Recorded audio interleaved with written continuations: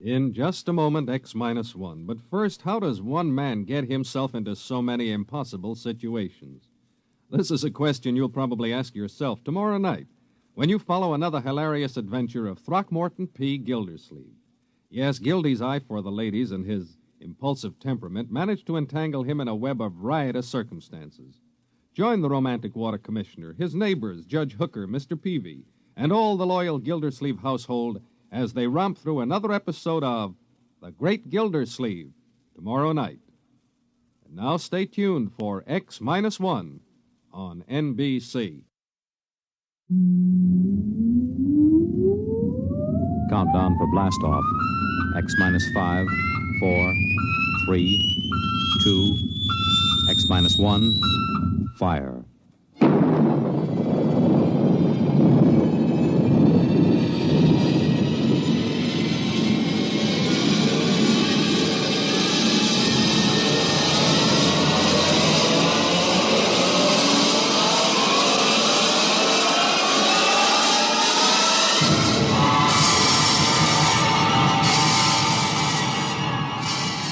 From the far horizons of the unknown come transcribed tales of new dimensions in time and space.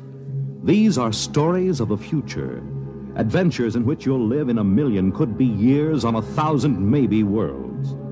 The National Broadcasting Company, in cooperation with Galaxy Science Fiction Magazine, presents X minus one.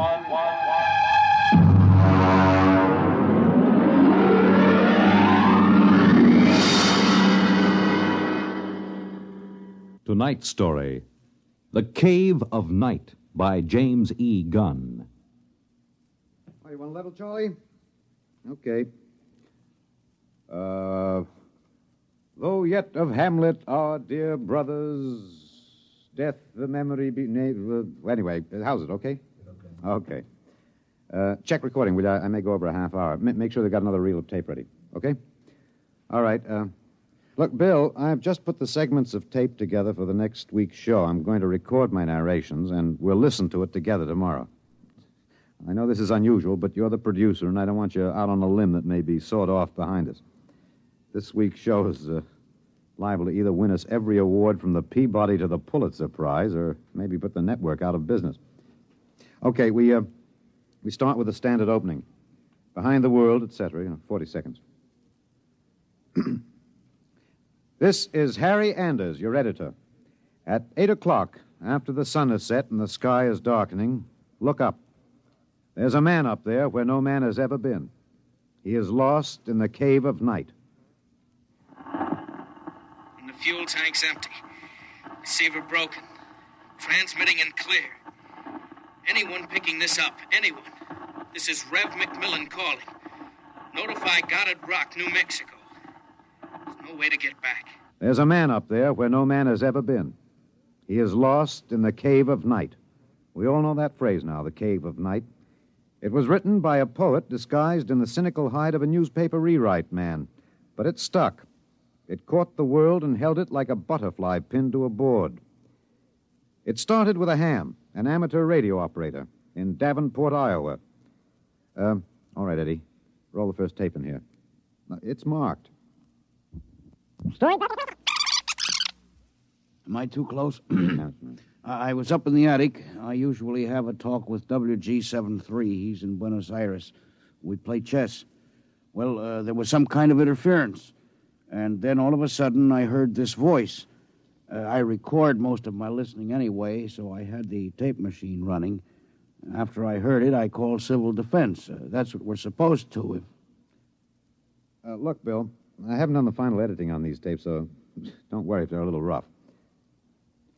Down out of the night, flung from the darkness, came these words, the first of so many that electrified the world. Notify Goddard Rock, New Mexico. There's no way to get back. No way to get back. I'm stuck up here. No way to get down. What does it take to catch the pity of the world? A man wedged underground in Kentucky. A little girl in the bottom of a well. Somebody alive, waiting for rescue, with the days of his life numbered. Somebody somewhere waiting for us to get him out. The story broke in this morning's papers. Orbiting 1,000 miles above our heads was a man, an officer of the United States Air Force in a fuelless spaceship. We're recording at the desk of Mike Bayless, senior night editor of the Continental Press National Wire. Hey, you always get a reaction like this. I remember the Floyd Collins story in the 20s. Fellow trapped in that cave in Kentucky, remember? Oh, sure. And the whole country hanging on to see if he could get out. Then there was that little girl stuck in the well. Kathy Fiskus? Yeah. We pulled all those stories out and put them on the wire for background. But this hit bigger. We got the first lead from an Air Force handout in New Mexico. They just said an experimental rocket failed to return to base. But by that time, the cat was out of the bag. Ham operators picked up those messages from Boston to Fairbanks, Alaska. Mr. Bayless, you first used the phrase the cave of night, didn't you? Yeah, I guess so. I mean, you got to get a little purple on a thing like this. People eat it up. You can't spread it on too thick. Anyway, I was lost in a cave once when I was a kid in upstate New York. I waited around for a couple of hours in the dark until they came for me. It kind of reminded me of that.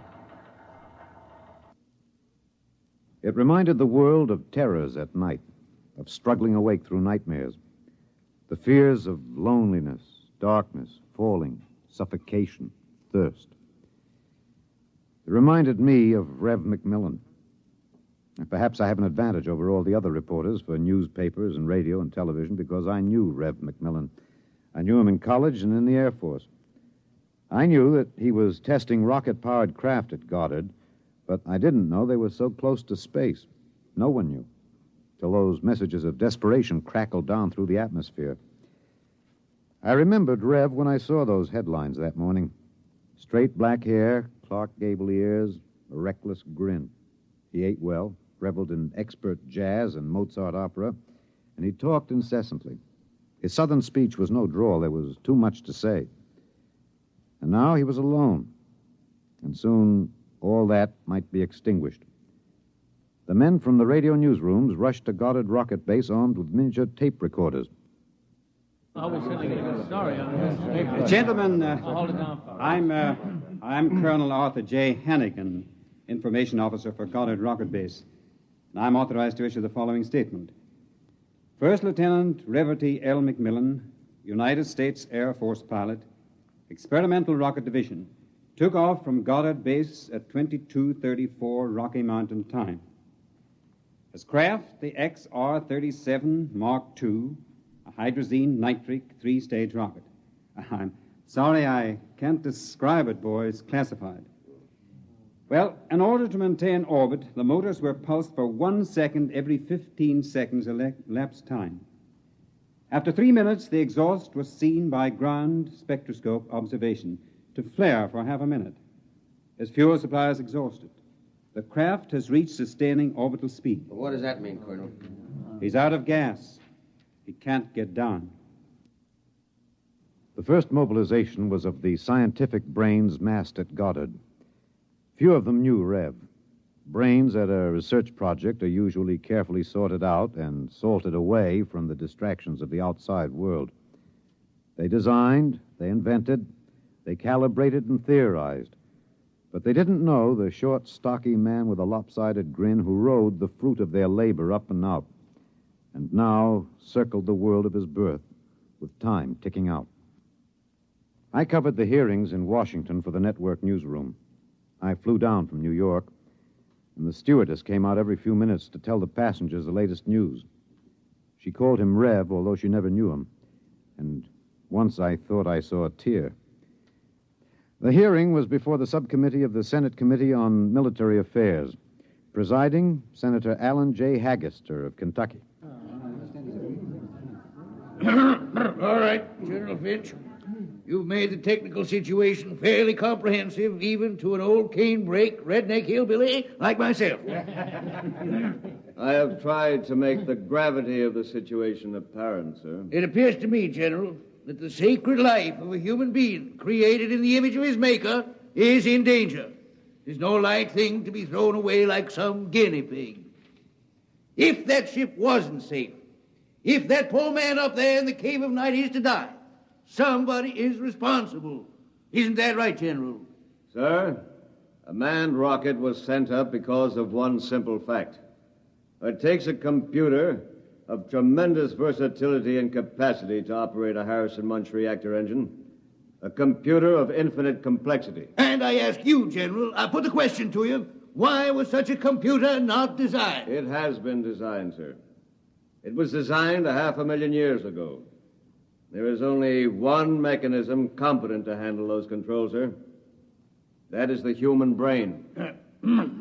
All right. I turn now to my second question, General, and I ask it not only for myself and my colleagues on this committee, but for 170 million Americans listening on the radio, watching on television. With that man up there living out his last days, why was it not possible to send a ship up after him? Why was there no second ship built? For one reason, Senator, money. The appropriation for rocket research fell short by 12% of the amount needed even to build one vessel. Oh, frankly, gentlemen, the deficiency was made up by cutting corners and diverting funds from other projects. That is not the point, General. There's a man up there who's going to die. With the limited funds you gave us, we've done what we set out to do. We've demonstrated that space flight is possible, that a space platform is feasible. If there is any inefficiency, if there is any blame for what has happened, it lies at the door of those who lack the confidence and the courage and ability of their countrymen to fight free of Earth to their greatest glory. Senator, how did you vote on that?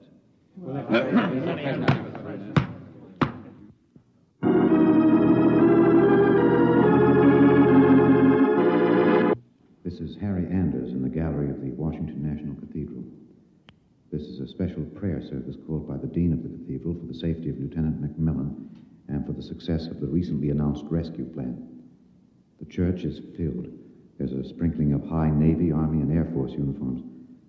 I see General Finch in the second row, next to the Secretary of the Air Force and the newly appointed Undersecretary of Defense, Mr. Winokur. Prominently displayed in the center aisle, below the ornate railing separating the pews from the altar, is the small model of McMillan's ship. One by one now, the congregation is filing past, dropping checks, bills. I saw one child drop in 12 pennies, one by one. All contributions are to be used to defray the cost of the rescue effort. The congregation is now kneeling to pray.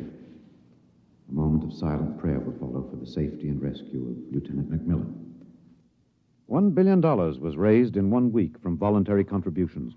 Another $1.5 billion was appropriated unanimously by Congress. The race began. Would the rescue party reach the ship in time? Of course, we didn't know then. And daily we listened to the voice of the man we hoped to buy back from death. Now, look, Bill, on these McMillan broadcast tapes, don't let some ignorant engineering vice president holler because it's not broadcast quality. Believe me, I knew McMillan. There's more of that wild Texan in these tapes than in any hi-fi super-frequency response studio recordings. Just listen. You'll see what I mean. I've been staring out the portholes. I never tire of it. Through the window at the right, I see a black velvet curtain with a strong light behind it. There are pinpoint holes in the curtain, and the light shines through, not winking the way stars do, but steady. There's no air up here. That's the reason. My oxygen is holding out better than I expected. By my figures, it should last 27 days more. I shouldn't use so much of it talking all the time, but it's hard to stop.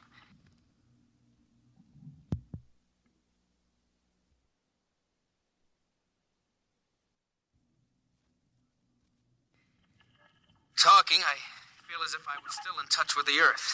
Still one of you. Even though I am way up here. Too bad the receiver is broken, but if it had to be one or the other, I'm glad it was the transmitter that came through all right. There's only one of me. There are billions of you to talk to. You can't see me now. You'll have to wait hours for the dawn. I'll have mine in a few minutes. That's the way he talked. And as we listened to the lonely voice from the night, the engineers, the scientists, the construction men worked round the clock. General Finch presented the problem in the pool interview. I asked the questions for the combined networks that afternoon. Most of you heard the complete broadcast live as he briefed the world with the clipped, laconic delivery of a soldier. There are two basic problems. We've recovered the first and second stages of the rocket. We've only to construct the third stage. The second problem is more difficult. The pilot. Lieutenant McMillan was the only man physically and psychologically qualified. We discovered that in our first program.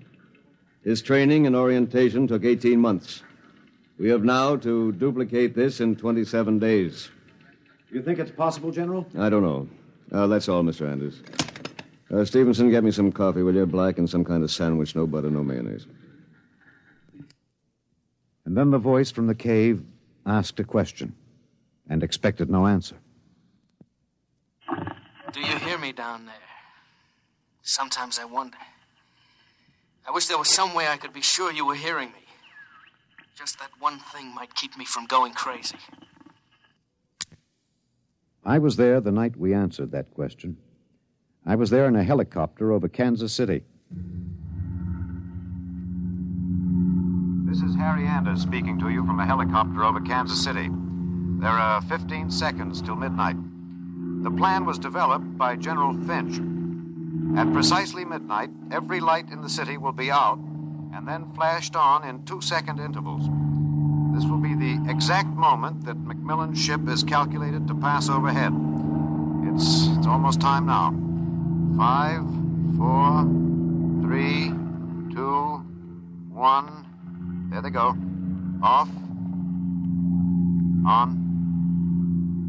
Off. On. Off. On. I see it. I see it. Kansas City winking at me. Oh, yes, I can see it. Thanks. Thanks. You're listening. I know that now. I'm not alone. I'll never forget. I'm waiting for you. We're recording in the press gallery of the Goddard Rocket Base main construction hangar. The vast third stage component stands before us, men swarming up and down the gantry cranes. The Mark III is being built to carry 5 men instead of 1. The pilot selection has been kept a top secret to avoid unnecessary strain on the men selected. The latest progress report gives a possible margin of 6 hours between the launching of the rescue ship and the estimated exhaustion supply of oxygen to Lieutenant McMillan. The shift is changing now. The expert construction workers recruited from across the country by the combined efforts of the Air Force Personnel Service, the Atomic Energy Commission, and the International United Electrical Workers and United Auto Workers of the AFL-CIO. The margin is 6 hours. 6 hours between life and death for Lieutenant Reverdy L. McMillan. An hour ago, I saw the sun rise over Russia. Looks like any other land from here. The green where it should be green. Farther north, a sort of mud color. And then white where the snow is still deep. Up here, you wonder why we're so different when the land is the same. You think we're all the same children of the same mother planet. Who says we're different?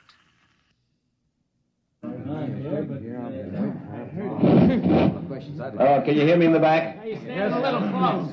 Well, how about this? That's better. That's better. All right, gentlemen, I have exactly 5 minutes for the press conference. Therefore, I'm not going to answer any questions. Progress report is as follows.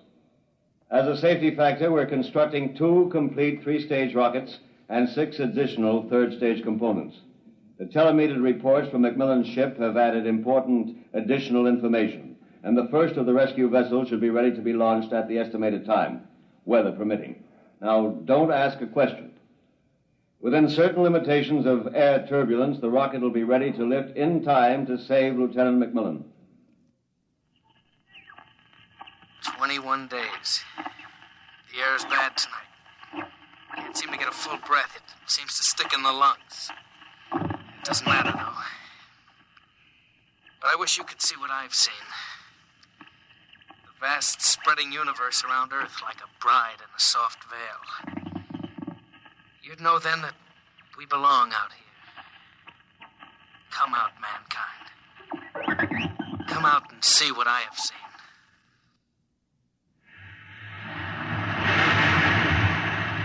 This is Harry Anders at Goddard Rocket Base. The Harrison Munch reactor engine for the first third-stage rescue is being tested here at Goddard. You can hear the roaring of the gases in the test chamber behind me.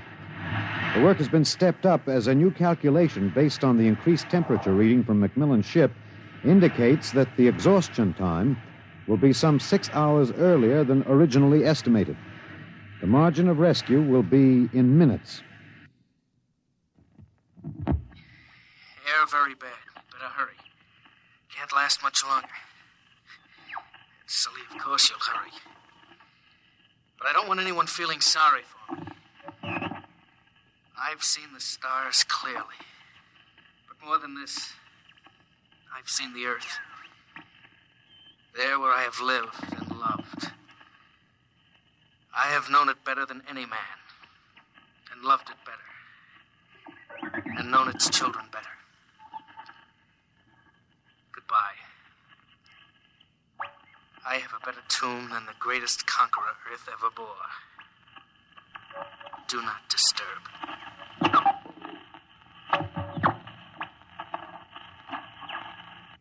Countdown for blast off. 5, 4, 3, 2, 1.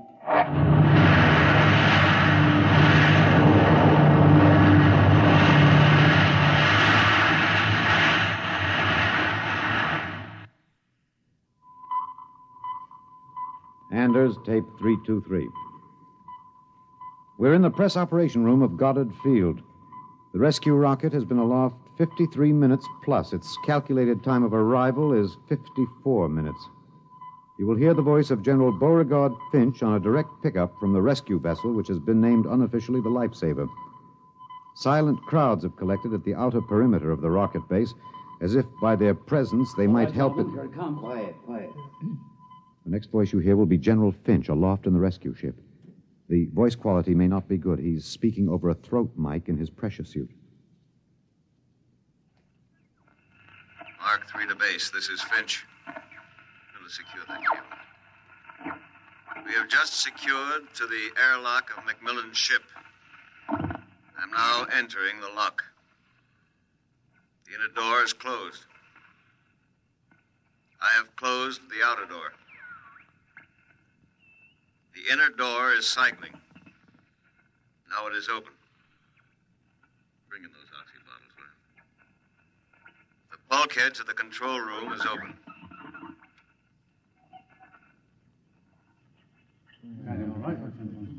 Is he all right? Come on, William. What's happening? Lieutenant McMillan is dead. He died heroically, waiting till all hope was gone. Until every oxygen gauge stood at 0. And then, well, the airlock was open when we arrived. In accordance with his own wish, his body will be left here in its eternal orbit. I'm going to leave now. My feet will be the last to touch this deck. Lieutenant McMillan is in his control chair, staring out towards the stars. I'll leave the airlock doors open behind me. Let the airless, frigid arms of space protect and preserve for all eternity this man they would not let go. Well, that's the show, Bill. Bill, you remember at the conference we hadn't made up our mind whether to pick anything up from the celebration last night after the news of the Mars landing? I said it was the right end for Rev McMillan's story. You said it was old stuff. Every kid knew the sequence. The ships built to rescue Rev, used to set up the satellite base, from the base to the moon and now to Mars. Well, I went out with a mini-tape last night, and I've got the end of the story. Here it is. This is Harry Anders in Times Square. The neon rocket ship at the top of the Times building has just flashed into brilliant light. The signal that the landing signal has been received from the rocket Rev McMillan III. Man has landed on Mars.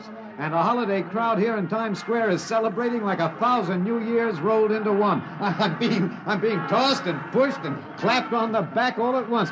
Let's see what the man on the street thinks about man on Mars. You, sir. I'm broadcasting. No. How do you feel about it, sir? How do you feel tonight about man's conquest of space, of the planet? Leave me alone. I'm in a hurry. Just a few words to the... Look, you get your hands off me. Let go of me. I'm not in for... Wait a minute, sir. Wait. Rev! Rev, come back here. Rev! You think I could listen to that voice over and over in a tape editing room and not know every vowel, every consonant? I'm telling you, Bill, I saw him. Rev McMillan.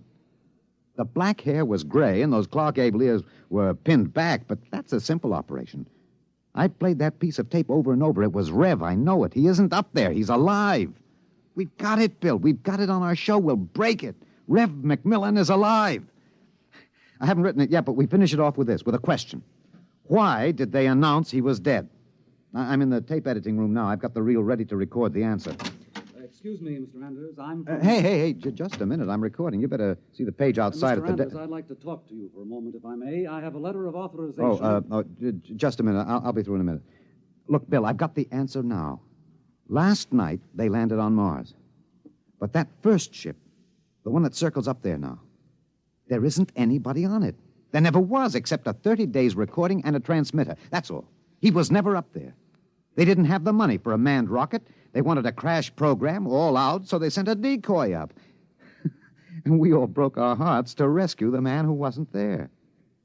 Oh, he must be laughing, General Finch and the rest of them, the ones that knew. I guess they had a problem. What to do with Rev?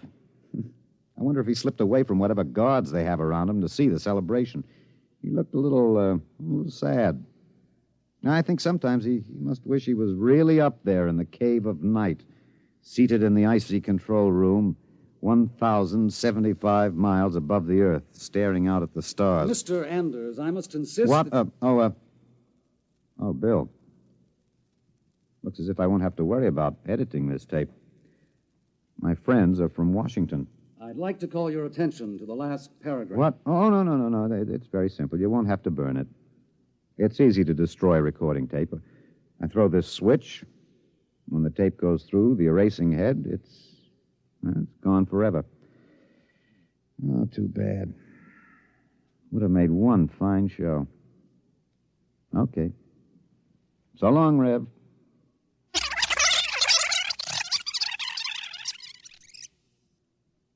You have just heard X-1, presented by the National Broadcasting Company in cooperation with Galaxy Science Fiction Magazine, which this month features an exciting serial, Slave Ship, by Frederick Pohl.